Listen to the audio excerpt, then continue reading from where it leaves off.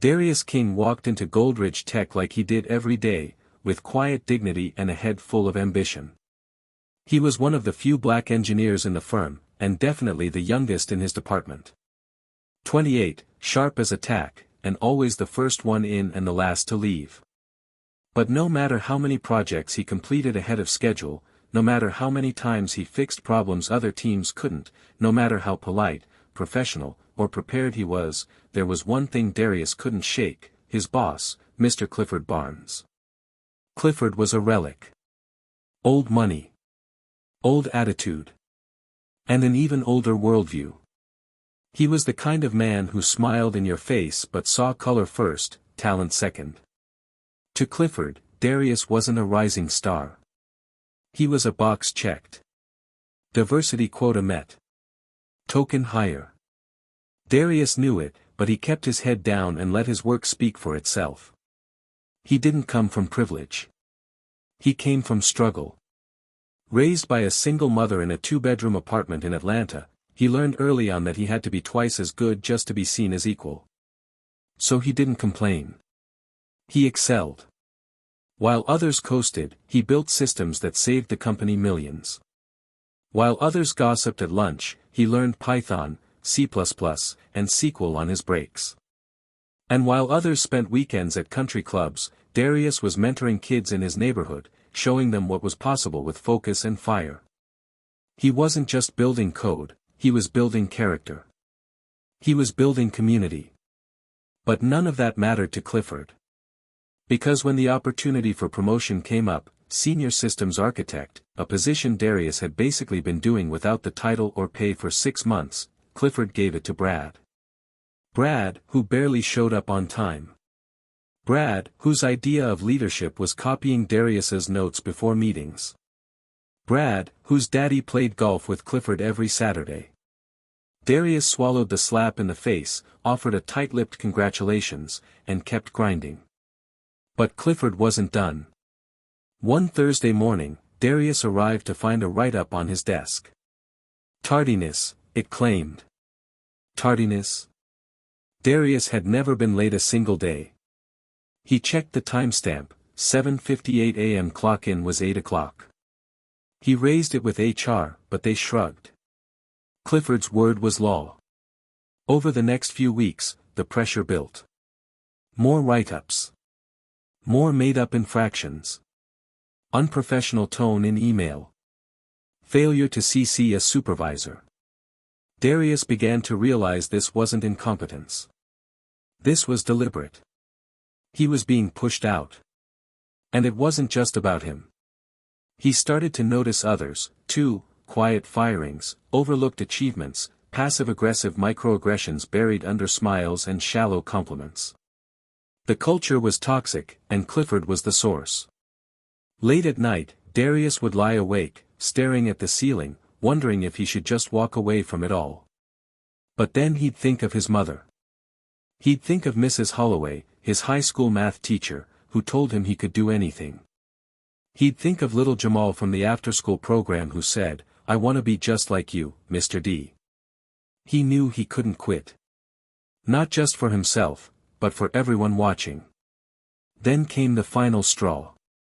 Clifford called him into his office. The room smelled like old wood and cigar smoke. He didn't offer a seat.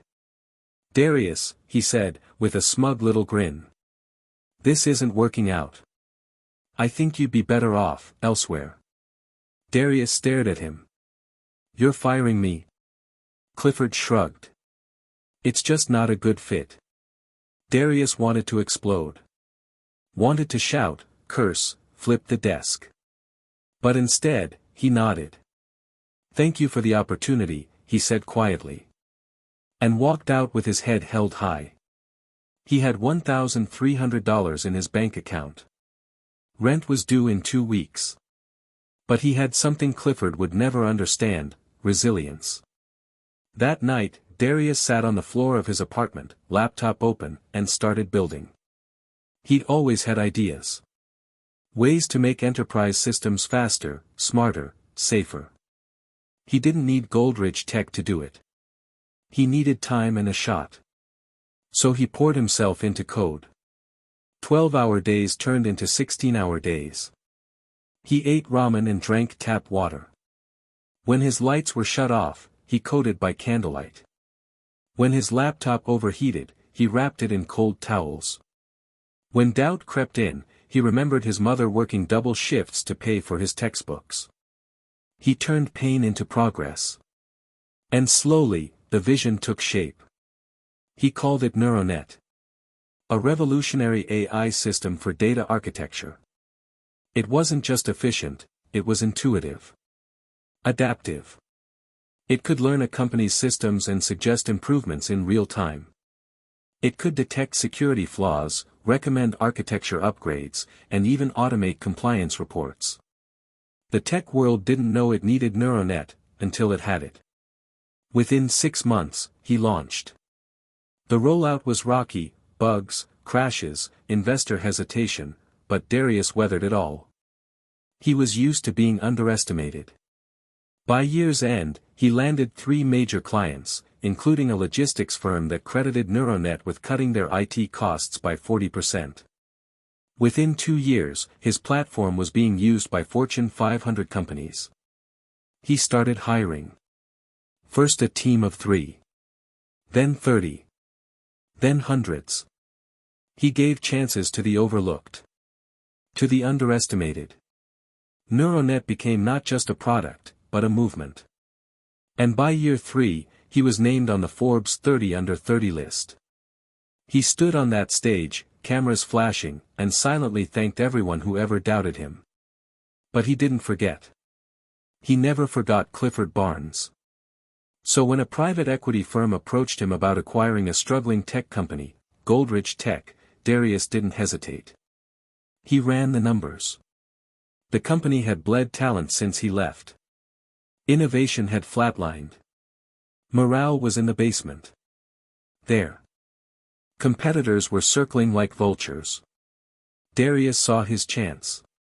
And he took it. He didn't just buy Goldridge. He bought every bit of it. The building. The patents. The debt. The desks. The chairs. Every stapler and coffee mug. And with the stroke of a pen, Clifford Barnes went from tyrant to tenant. The announcement came on a Monday. Clifford walked into the boardroom, expecting another dull leadership meeting. Instead, he found the senior partners waiting, tight-lipped. One of them cleared his throat. "We've sold the company," he said. "The new owner is here." And then the door opened. In walked Darius. Black suit. White shirt. No tie. Calm, composed, confident. Clifford turned pale. "What is the meaning of this?" he stammered. Darius sat down at the head of the table. "Mr. Barnes," he said, smiling faintly. "You once told me I wasn't a good fit. Turns out, you were right. I wasn't meant to be your employee. I was meant to be your employer." Clifford sputtered. "You can't be serious." "Oh, I am," Darius said. "And I have some changes to announce." Over the next hour, Darius laid out a new vision. Diversity initiatives. Merit-based promotions. Transparent leadership. Equity training. New hiring practices. Paid internships for underrepresented students. A safe space committee. Clifford's jaw clenched tighter with every sentence.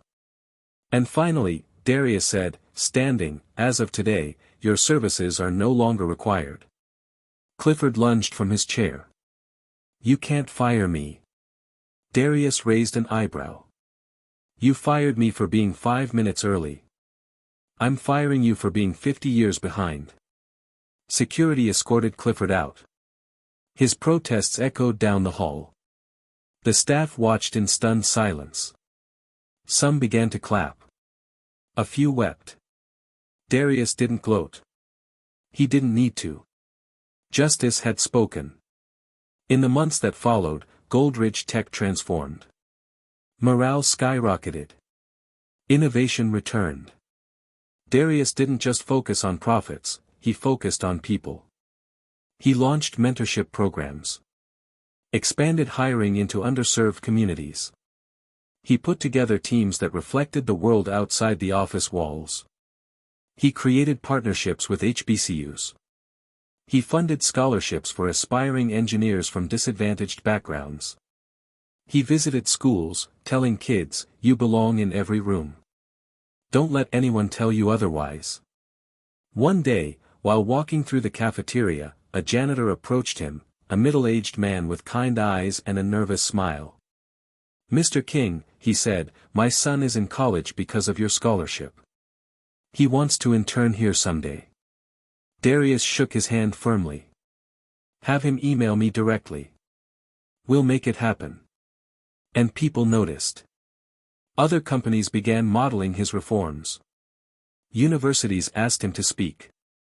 Nonprofits sought his partnership. News outlets called him a pioneer. But Darius remained grounded. He never forgot the lessons from his mother, who cleaned office buildings with quiet grace and fierce strength. Every Friday, he walked the floors of his own company, not to monitor, but to connect. He asked employees how they were doing. He remembered birthdays. He celebrated small wins as much as big ones. He made it a point to know the name of every security guard, receptionist, and custodian. One afternoon, an intern asked him, "What keeps you going?" Darius paused, then smiled. "Knowing there's another kid out there like me. Just waiting for a shot."